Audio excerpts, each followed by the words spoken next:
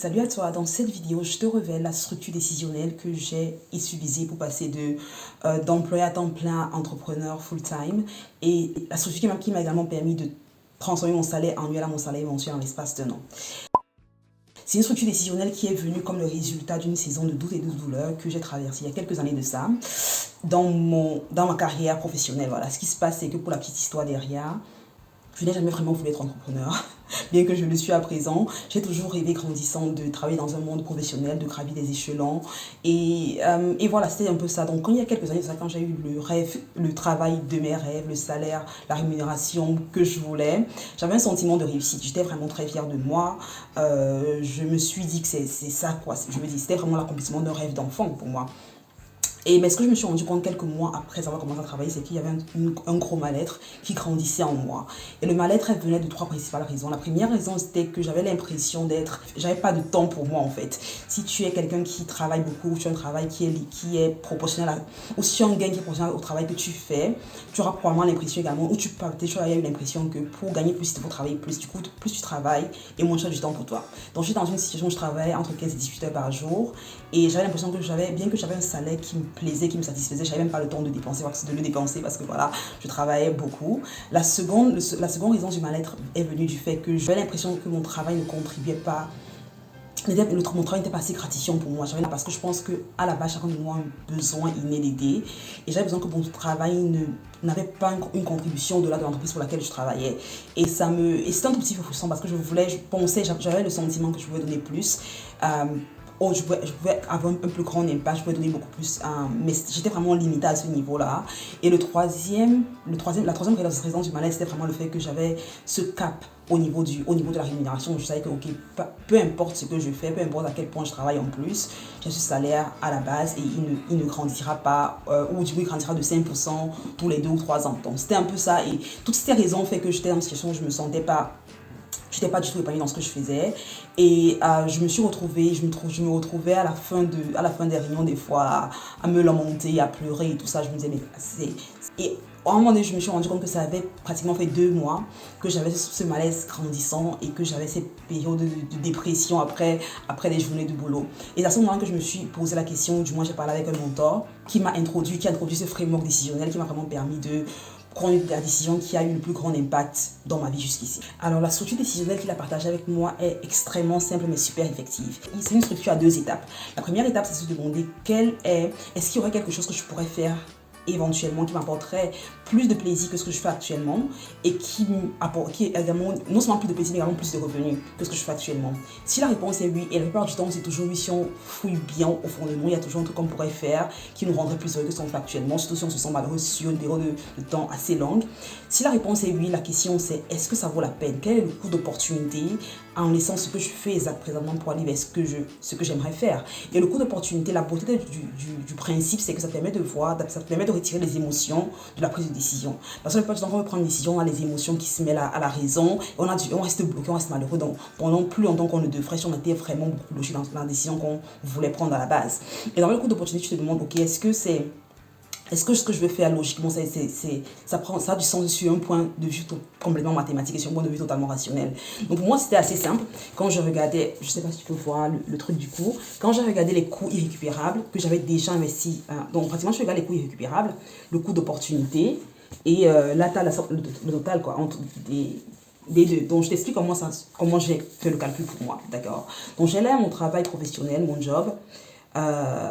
J'ai ma boîte. Donc l'idée c'est est-ce que ça vaut la peine de laisser mon job pour lancer ma propre boîte à temps plein? Et la réponse vient comment? On commence à regarder les coûts d'opportunité du travail que j'ai.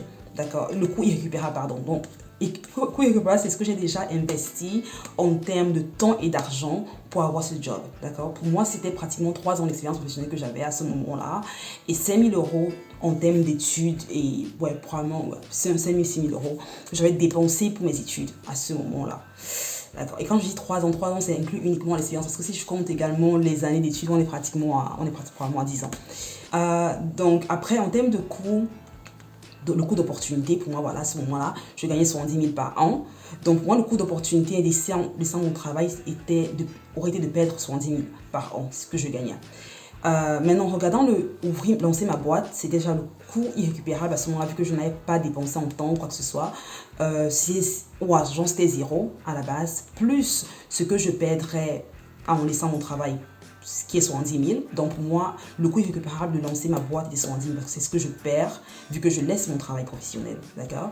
Et en termes de coût d'opportunité, ce que je gagnerais éventuellement, en faisant une projection en termes de revenus et de clientèle et de services que j'offrirais dans la boîte, j'étais un revenu de 1 million par an. Et en regardant cette analyse, je me suis rapidement rendu compte que la décision réelle n'était pas est-ce que je suis prête à quitter mon travail pour devenir entrepreneur. La décision, c'était est-ce que je suis prête à sacrifier 70 à 100 000 euros par an pour gagner 930 000 euros par an. Et c'était vraiment ça, c'était le big click qui s'est passé pour moi parce que la plupart du temps, les émotions nous maintiennent bloqués et malheureux alors que les chiffres nous apportent énormément de clarté, de confiance en la décision qu'on veut prendre. Et ce que je veux t'encourager à faire, c'est vraiment te demander, est-ce que quand tu veux prendre une décision, tu es dans une situation où tu te sens bloqué, malheureux, tu as l'impression que tu n'es pas épanoui, tu veux donner plus, tu sens que tu peux servir plus, à une capacité plus grande. Tu as ce rêve, ce désir de faire quelque chose de différent. Et tu te demandes, est-ce que ça vaut la peine vraiment de le faire? Est-ce que je ne perdrai pas plus que ce que je fais? Est-ce que le confort dans lequel je suis vraiment n'est pas trop précieux? Et pour moi, c'est des peurs énormes que j'avais parce que j'ai passé pratiquement 7 ans à étudier pour travailler dans le domaine dans lequel je travaillais. Donc j'avais vraiment mon identité complètement liée à ce que je faisais. Et encore, c'est un truc que je me suis vu faire depuis que j'avais pratiquement 12 ans. Donc c'est un truc qui me dit, ok d'accord, ça fait 15 ans que j'ai cette vision de ce que je veux faire. Est-ce que je suis prête à laisser tomber tout ce que j'ai investi en termes de temps et de ressources d'argent pour poursuivre ce nouveau rêve?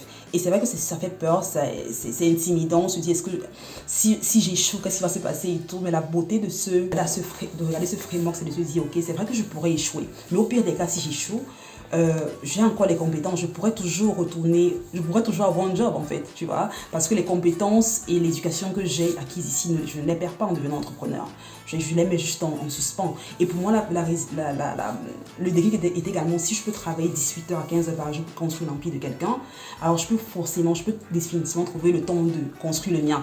Et je savais qu'en travaillant autant sur ma propre boîte, j'aurais créé quelque chose dont j'aurais pu être fière. Donc c'était vraiment été le framework que j'ai utilisé pour me dire, écoute, là c'est bon, je quitte le monde salarié pour devenir entrepreneur à temps plein, pour devenir chef d'entreprise. Est-ce que ça a été linéaire? Est-ce que ça a été super facile? Non, pas du tout. Il y a toujours pas mal de challenges, il y a toujours pas mal d'obstacles, mais ça en vaut la peine parce qu'en termes de flexibilité, en termes de satisfaction professionnelle, parce que c'est vraiment, j'ai construit un business autour de ce que mon travail n'avait pas. Ça veut dire l'impact, le temps, la liberté de temps et d'argent, et également la flexibilité en termes de ce que tu gagnes. C'est vraiment ce que je voulais avoir. Et la croissance également, la croissance exponentielle que le business a si tu as les bonnes bases. Donc si tu es dans une situation dans laquelle tu te sens complètement bloqué, malheureux, et que tu te dis je veux plus, je veux gagner plus, je veux donner plus, je veux expérimenter plus, tu vois.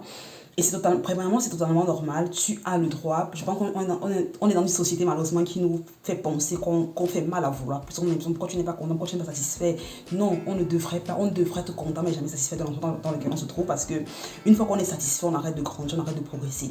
Être content, c'est clair, être reconnaissant pour ce qu'on a pu créer, on a pu accomplir, c'est sûr, mais vouloir plus, c'est nécessaire c'est comme ça qu'on se développe, c'est comme ça qu'on grandit. Ici, un muscle, si on arrête de travailler, nos muscles, ils s'atrophient, pareil, notre mémoire, notre mindset, nos capacités. C'est important de vouloir plus et de chercher de chercher what's next. Maintenant, si tu es bloqué, tu te dis, est-ce que ça vaut la peine d'aller vers ce next, whatever the next thing is for you? La question, c'est vraiment quel est le coût d'opportunité? Regarde le framework. C'est un framework qui m'a apporté beaucoup de liberté et de clarté et qui m'a permis de croître le business à un niveau où je suis extrêmement fière. J'espère que cette vidéo t'aura aidé, t'aura apporté un peu de clarté dans la prise de décision en tant qu'entrepreneur ou en tant que salarié à temps plein. Si c'est le cas, give un pouce up si tu as aimé la vidéo. Et si tu n'es pas encore abonné, je te prie de bien vouloir t'abonner pour ne pas manquer le prochain épisode. Je te retrouve au prochain épisode et d'ici là, porte-toi bien.